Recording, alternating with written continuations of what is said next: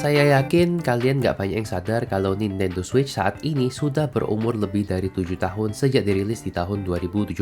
Dan di tahun 2024 ini, sudah mulai bermunculan berbagai rumor dan juga prediksi soal suksesornya Nintendo Switch. Wajar aja, karena memang dari segi kompetitornya, Sony dan juga Microsoft, mereka sudah punya konsol next generation seperti PS5 dan juga Xbox Series X dan juga S. Sedangkan Nintendo, ya mereka masih bing-ciling aja dengan Switch mereka. Toh makin hari juga makin banyak yang masih beli, bahkan sampai detik ini pun Nintendo sudah menjual lebih dari 140 juta unit konsol Nintendo Switch. Di video kali ini, saya ingin menjawab beberapa pertanyaan yang mungkin sering juga ditanyakan oleh kalian semua, yaitu bagaimana nasib Nintendo Switch di tahun 2024 ini, apalagi kalau kita bandingin dengan konsol next generation lain, dan apakah masih worth it untuk dibeli saat ini di tahun 2024. Well, kalian pasti udah tahu jawabannya lah kalau Nintendo Switch dibandingin dengan hardware konsol baru saat ini.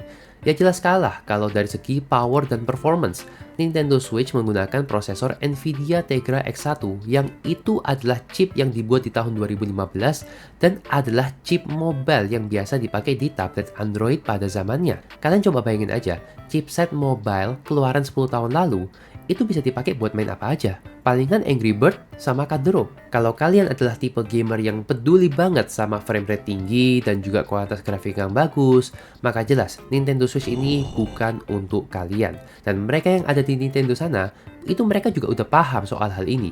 Mereka sadar tidak akan bisa menang kalau menggunakan jalur performance dan juga power. Maka dari itu, Nintendo menggunakan strategi yang berbeda dibandingkan dengan konsol-konsol saat ini, yaitu menggunakan strategi embracing the fun. Bagaimana caranya mereka bisa membuat konsol yang fun to play untuk semua kalangan, baik itu dari kalangan anak kecil, remaja, dewasa, bahkan ke orang tua dan juga lansia, single player maupun multiplayer. Lihat aja video promosi mereka dan kalian pasti udah ngerti Nintendo ini fokusnya kemana. Dan nyatanya hal ini tuh terbukti berhasil sebagaimana yang bisa kalian lihat di beberapa generasi konsol Nintendo sebelumnya. Kita ambil contoh Game Boy, konsol portable pertama yang bisa kalian bawa kemana-mana. Kemudian Nintendo DS, konsol yang bisa memberikan kalian perspektif gaming yang berbeda dengan dua layar. Nintendo Wii memberikan gimmick motion control baru yang seru dan menyenangkan. Kemudian Nintendo Wii U, kita skip itu aja karena memang nggak penting.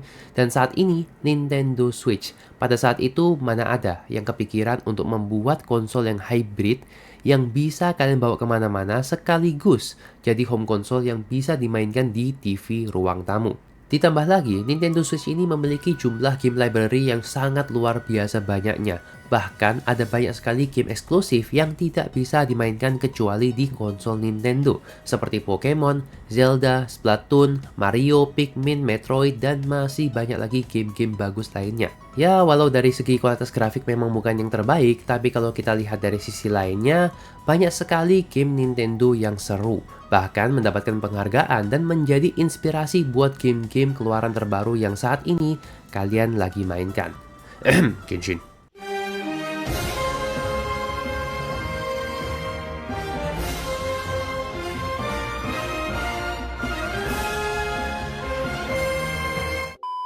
Kalau kalian masih rasa kurang dengan game sebanyak itu, masih ada lagi banyak pilihan game retro yang kalian bisa akses kalau kalian langganan Nintendo Switch Online. Dari game NES, SNES, Game Boy, Nintendo 64, Game Boy Color, terus ada juga Sega Genesis, pokoknya banyak dan itu diupdate terus library-nya. Saran saya kalau kalian mau murah langganan Switch Online-nya, kalian bisa pakai yang family group aja sih. Kalau bayar sendiri itu kan lebih mahal, tapi kalau biasanya kalian gabung sama orang lain, itu jatuhnya lebih murah. Dan itu servisnya ada di Tokopedia dan juga Shopee. Nanti linknya akan saya taruh di deskripsi aja ya. Untuk harganya sendiri, kalau Switch Online yang biasa itu sekitar 80-90 ribuan untuk yang family.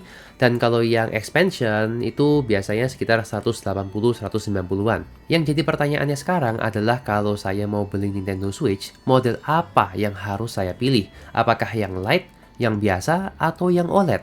Kita mulai dari yang paling murah dulu. Menurut saya, Nintendo Switch Lite adalah konsol yang paling sempurna kalau kalian ingin merasakan gaming on the go. Ukuran yang enak dibawa kemana-mana, tidak terlalu besar dan juga nggak terlalu kecil. Kemudian dia juga bisa memainkan mayoritas library game di Nintendo Switch. Dan yang paling penting, baterainya ini irit dan dia juga harganya murah banget. Apalagi kalau kalian huntingnya itu yang versi bekas.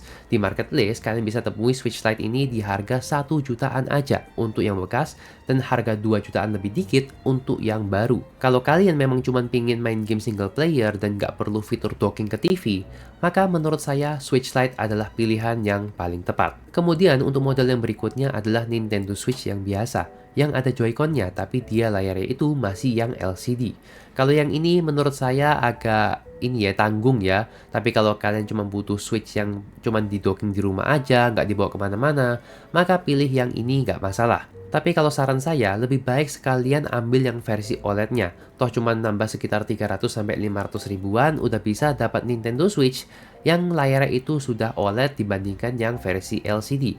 Kelebihannya apa aja? Ya ada dua sih yang paling utama. Yang pertama adalah dia menggunakan layar OLED dengan bezel yang lebih tipis. Dan yang kedua, dia itu dock bawaannya sudah ada colokan Ethernet. Kalau yang biasa, dia tidak ada. Walau dari spek dalamnya itu ya kurang lebih sama semua, tapi kalau kalian main handheld dengan layar OLED, itu memang berasa banget nikmatnya dibandingkan versi LCD. Saya ada sedikit tips buat kalian yang memang lagi hunting Switch bekas tapi ingin sedikit menghemat budgetnya.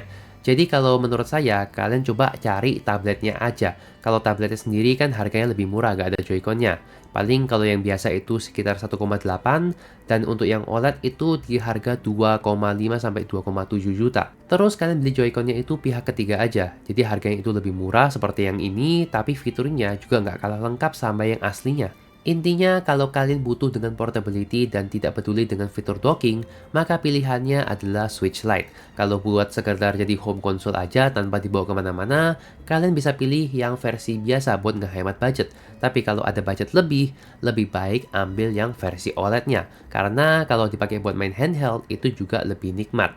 Tapi bang, ini kan udah 2024, bukannya tahun 2025 nanti bakal ada suksesornya Nintendo Switch. Terus kalau beli sekarang apa nggak rugi? Nah, untuk menjawab pertanyaan seperti ini, saya akan balik bertanya kepada kalian.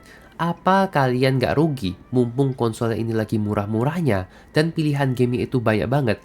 Kenapa kalian malah nggak beli? Kalau alasan kalian karena hardware-nya yang nggak powerful, ya kalian belum ngerasain betapa ajaibnya mainin game open world sekelas Zelda Tears of the Kingdom di hardware jadul ini. Memang harus diakui bukan yang paling cakep grafiknya dan ada sedikit frame drop, tapi saya tidak akan menghabiskan lebih dari 100 jam di sebuah game yang saya tidak suka. Dan untuk mainin game ini, ya mau nggak mau harus mainnya di Nintendo Switch, karena gamenya itu eksklusif dan tidak tersedia di platform lain. Lagian kalau misalnya Switch yang baru itu keluar tahun depan, pasti harganya itu bakalan lebih mahal karena Nintendo sendiri tidak ada jualan resminya di Indonesia. Dan karena itulah pasti para tengkulak ya biasalah jual dengan harga yang lebih mahal. Dan rumornya pun bilang kalau Switch yang baru nanti akan backwards compatible dengan Switch yang saat ini.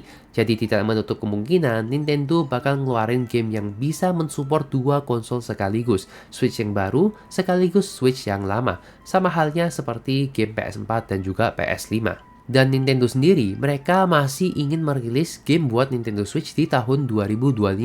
Kalian lihat aja, ada Pokemon Legends CA dan juga Metroid Prime 4. Mereka itu dijadwalkan rilis di tahun 2025 untuk Nintendo Switch, dan mereka tidak sebut konsol barunya. Saya paham kalau Nintendo Switch ini sudah kelihatan umurnya dan banyak sekali yang sudah menunggu-nunggu suksesornya dari Nintendo Switch. Sudah pasti akan ada lompatan dari segi performa dan saya pun akan excited untuk hal tersebut. Tapi untuk saat ini, sepertinya kita tidak akan melihat suksesornya dalam waktu yang cukup dekat. Jadi jangan ngarep, kemungkinan besar akan diumumkan pada pertengahan tahun 2025 atau lebih parahnya lagi akan diundur sampai akhir tahun 2025 nanti. Jadi kalau kalian mau mainin game di Switch, ya pilihannya adalah beli sekarang. Dan sekian dulu aja ya untuk video kali ini. Terima kasih buat yang udah nonton dari awal sampai akhir. Kalau kalian suka video ini, jangan lupa tinggalkan like dan juga komentar di bawah ya untuk bantu nge-boost algoritma YouTube-nya. As always, thanks for watching and I'll see you next time.